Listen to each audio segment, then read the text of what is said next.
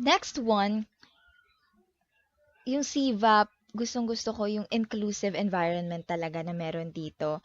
Nagulat ako nung day one, different backgrounds pala talaga kami. Sa age range, wala talagang discrimination.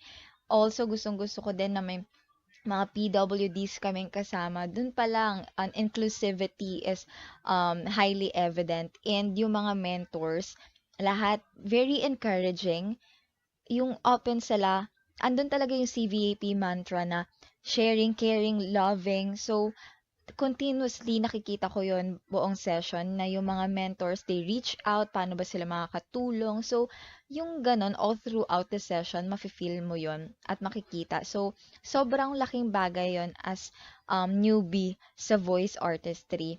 And also, yung CVAP, sobrang meaningful experience niya para sa akin. Parang binigyan niya talaga ako ng tiwala. Ayun, dun talaga ako, yun yung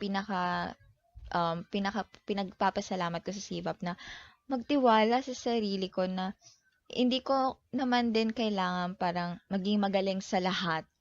Parang I just have to find myself and then invest on what I can do best.